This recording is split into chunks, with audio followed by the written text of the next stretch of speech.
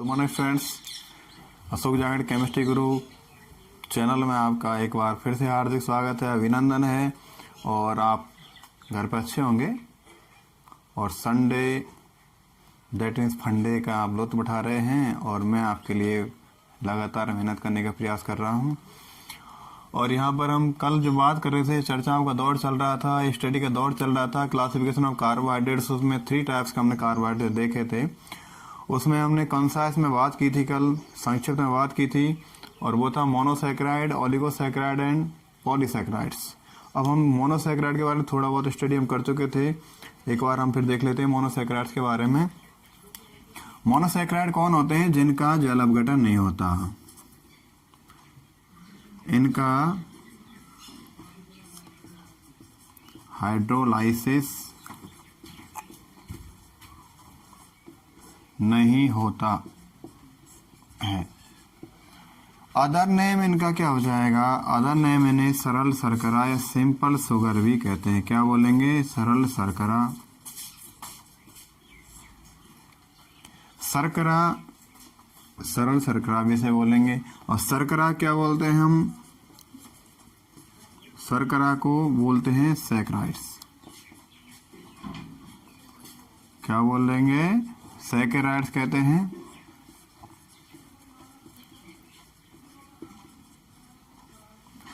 Saccharides sugar को बोलते हैं, इसलिए मोनोसैकराइड्स को बोल दिया गया है। इसके बाद बात करें हम अगली बात, तो यहाँ पर इसके लिए जो एग्जाम्पल्स हैं, जो पॉपुलर एग्जाम्पल हैं, और वो है ग्लूकोज और फ्रक्टोज और आदि लगा देते हैं, ETC एटसेट्रा।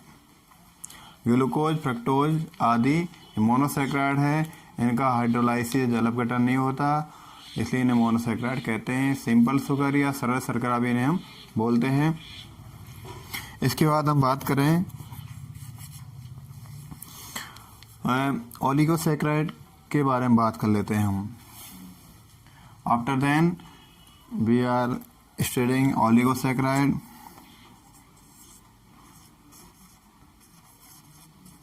ओलिगोसैकेराइड्स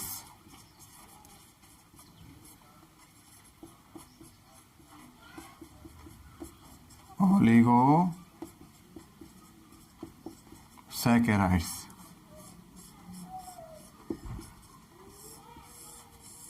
जब यहाँ पेपर में कॉपी करते, पेपर के दौरान जो कॉपी कर रहे हैं उसमें अंडरलाइन डैश का जरूर ध्यान रखें, इफेक्टिव होता है ये सब कुछ। ओलिगो का मतलब होता है, एक ग्रीक वर्ड है ओलिगो, इसका मतलब होता है फ्यू,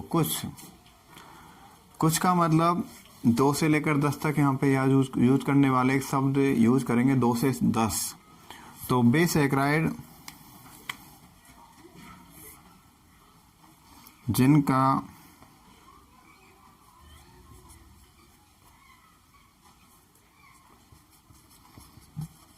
बेसैकेराइड्स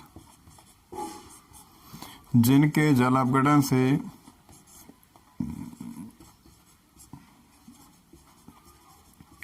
जिनके जल अपघटन से 2 से 10 तक मोनोसैकेराइड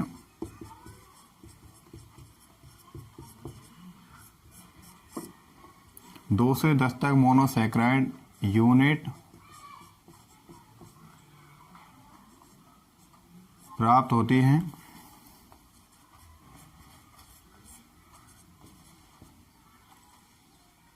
क्या कहलाएंगे? ओलिगोसैकेराइड कहलाते हैं। क्या कहलाते हैं? ओलिगोसैकेराइड्स कहलाते हैं। 2 से 10 तक मोनोसैकेराइड यूनिट प्राप्त होती है इनके हाइड्रोलाइसिस से जल अपघटन द्वारा। और ओलिगो एक ग्रीक वर्ड है, इसका अर्थ क्या होता है? 2 से 10 तक। इसमें बात कर लेते हैं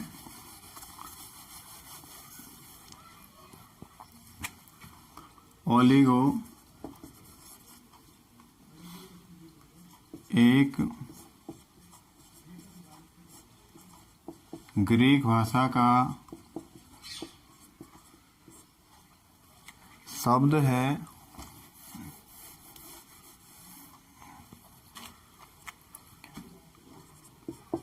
जिसका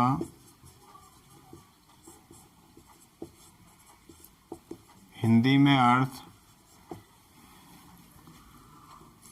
कुछ, अंग्रेजी में फ्यू होता है। दैट मीन्स क्या है, कुल मिलाकर प्रॉपरली हम करें ओलिगो इक्वल टू फ्यू, और फ्यू का मतलब यहां पर है 2 to 10, 2 से लेकर 10 तक। वे ओलिगोसैकराइड या बेसैकराइड जिनके हाइड्रोलाइसिस से 2 से 10 तक मोनोसैकराइड यूनिट प्राप्त होती है उन्हें बोलेंगे ओलिगोसैकराइड। जैसे हम एग्जांपल ले लेते हैं सुक्रोज।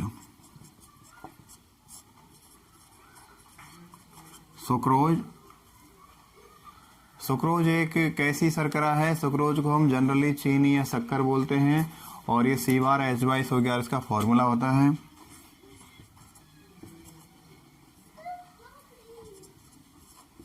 सुक्रोज। अब ओलिगोसैकराइड को हम आगे क्लासिफाइड करें तो ओलिगोसैकराइड को हम डाइसैकराइड, ट्राइसैकराइड और टेट्रासैकराइड में क्लासिफाइड कर सकते हैं। तो ओलिगोसैकराइड को फर्दरली जो क्लासिफाइड करें हम, तो डाइसैकराइड, ट्राइसैकराइड, टेट्रासैकराइड में हम क्लासिफाइड कर सकते हैं। ओलिगोसैकराइड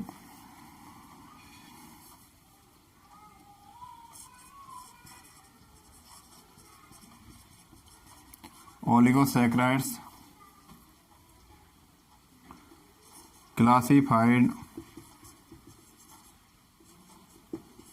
in following types. Number 1, disaccharides।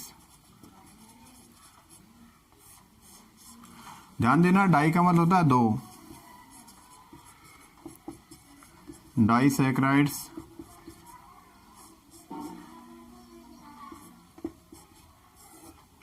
इसका अर्थ क्या हो जाएगा? जल अपघटन द्वारा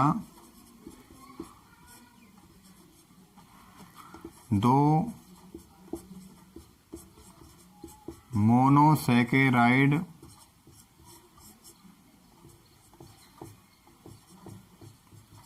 प्राप्त होते हैं। जल अपघटन द्वारा कितने मोनोसैकेराइड प्राप्त होंगे? 2। और इसका एग्जाम्पल हो जाएगा अपने पास सुक्रोज,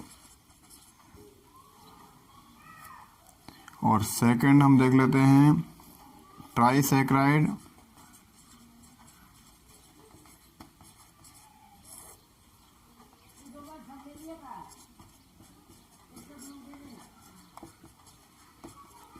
ट्राइसैकराइड्स में क्या हो जाएगा?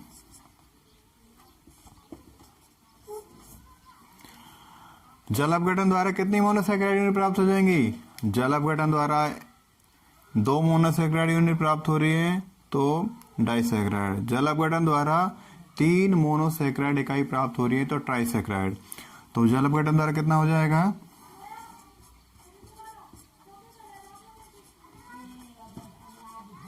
जल अपघटन द्वारा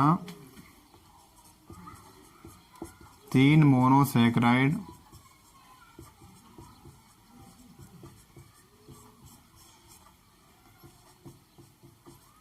प्राप्त होते हैं। जल अपघटन द्वारा कितने मोनोसैकेराइड प्राप्त होते हैं? 3 मोनोसैकेराइड प्राप्त होते हैं। इस तरह से हम बात कर लेते हैं टेट्रासैकेराइड। और टेट्रासैकेराइड में आफ्टर हाइड्रोलाइसिस कितने मोनोसैकेराइड यूनिट प्राप्त होंगे? How many monosaccharide B obtained? कितने प्राप्त करेंगे हम आफ्टर हाइड्रोलाइसिस या जल अपघटन द्वारा? 4।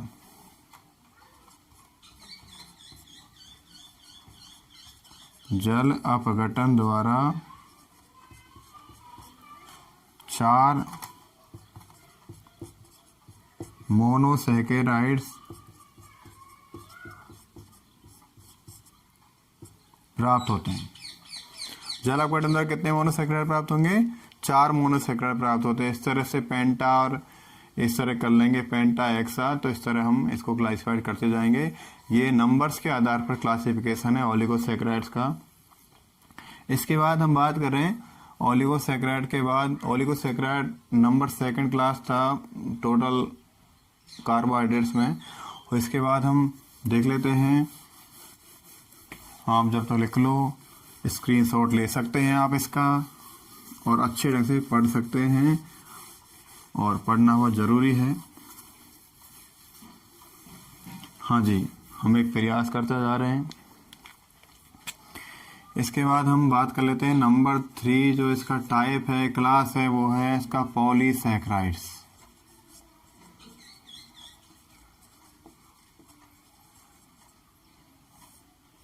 पॉलीसैकेराइड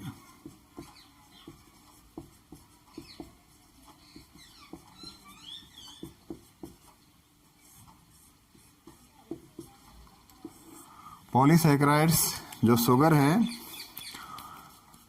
वो वास्तव में है तो कार्बोहाइड्रेट है, लेकिन इन्हें हम जनरली नॉन शुगर में इनका स्टडी करते हैं। इनको हम किसके रूप में यूज करते हैं?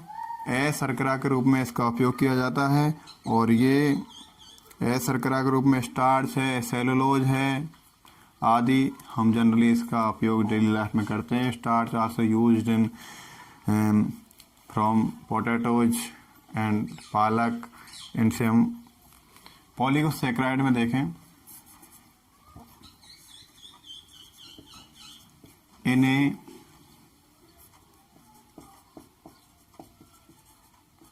सामान्यतः शर्करा भी कहते हैं। क्या बोलते हैं इन्हें? सामान्यतः नॉन शुगर या शर्करा भी हम कहते हैं। और इसका नाम और अदर नेम भी बोले, पॉली मीन्स बहु, और सैकराइड में शर्करा एक बहु वो होती है, जो समझ रहे हो ना। इन्हें बहु शर्करा भी कहते हैं। पॉली का मतलब होता है poly plus saccharides. Poly means many और सैकेराइड मीन्स शुगर। तो मैनी का मतलब होता है बहुत, शुगर का मतलब शर्करा, तो क्या हो जाए इसका नाम प्रॉपरली? बहुत शर्करा। तो ऐसी शर्कराएं जो आफ्टर हाइड्रोलाइसिस जल अपघटन के बाद 10 से ज़्यादा मोनोसैकेराइड यूनिट देती हैं, उन्हें हम क्या बोलेंगे? पॉलीसैकेराइड बोलेंगे। यहाँ पर 10 एक हमने जो वर्ड यूज किया है, 10 एक डिजिट यूज किया गया है, इसलिए यूज किया गया है क्योंकि 10 तक हमने किस में स्टडी किया था? 10 तक हमने बात की थी ओलिगोसैकेराइड में। तो हम लेकिन अब बात कर रहे हैं पॉलीसैकेराइड में। तो इनके जल अपघटन के बाद लगभग 10 से ज़्यादा मोनोसैकेराइड इकाई प्राप्त होती है, उन्हें हम बोलते हैं पॉलीसैकेराइड।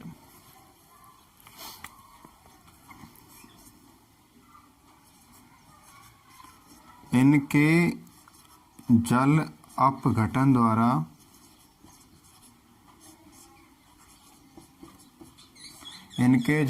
द्वारा लगभग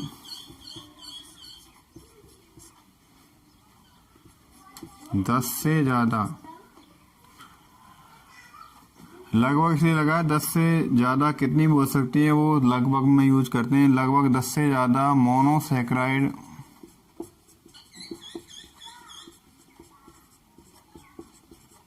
इकाई प्राप्त होती है। इनके जल अपघटन द्वारा लगभग 10 से, और ये अधिक है, 10 से अधिक है ना, लगभग 10 से अधिक मोनोसैकेराइड इकाई प्राप्त होती है। तो तो ये क्या कहलाएंगे, पॉलीसैकेराइड कहलाएंगे। और इनका जो फॉर्मूला है, इनका फॉर्मूला सूत्र देखो, हम क्या करेंगे, C6H10 और O5 का बहुलक। कुल मिलाकर यहाँ पर N का मतलब N यूज फॉर पॉलीमर, किसके लिए यूज किया जाएगा, पॉलीमर के लिए यूज किया जाएगा। N यहाँ पर किसके लिए प्रयोग किया गया है, बहुलक के लिए हम यूज कर रहे हैं। और बहुलक जो रिएक्शन हम पढ़ते हैं उनमें भी हम N का यूज कर लेते हैं कभी कभार। तो पॉलीसैकेराइड एक नॉन शुगर है, कार्बोहाइड्रेट का तीसरा क्लास है ये, और इसमें हम बात कर रहे हैं। इसमें मोनोसैकेराइड इकाई निश्चित नहीं होती, मोनोसैकेराइड इकाई निश्चित नहीं होती।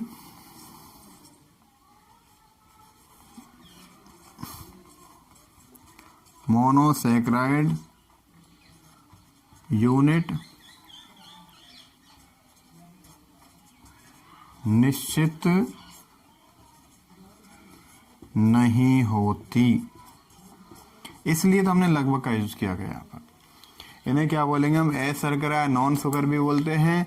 और नॉन शुगर आपको पता है स्वाद में फीके होते हैं, जल में अवेले होते हैं, और ये अक्रिस्टलीय ठोस होते हैं।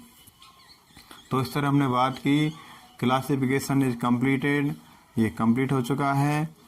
और अब हम अगली क्लास में जो बात करेंगे और उसमें जो बातें होंगी उसमें नॉमेनक्लेचर ऑफ मोनोसैकेराइड्स, जनरली हम मोनोसैकेराइड के बारे में स्टडी करने वाले हैं। Nomenclature of monosaccharides and structure of monosaccharide, glucose and fructose structure पढ़ने वाले हैं, और formation of glucose and fructose. And after then there are some reactions of glucose and fructose और मैकेनिज्म ऑफ ओसाजोन, ये हम पढ़ने वाले हैं। तब तक लिए अलविदा, नमस्कार। देखते रहिए मेरा चैनल अशोक जांगड़ केमिस्ट्री गुरु, पढ़ते रहिए, अच्छे रहें, घर पर रहें, स्वस्थ रहें, और अच्छे विचारों से परिपक्व और समाज को अच्छा ज्ञान देते रहें। Thank you very much, all the best.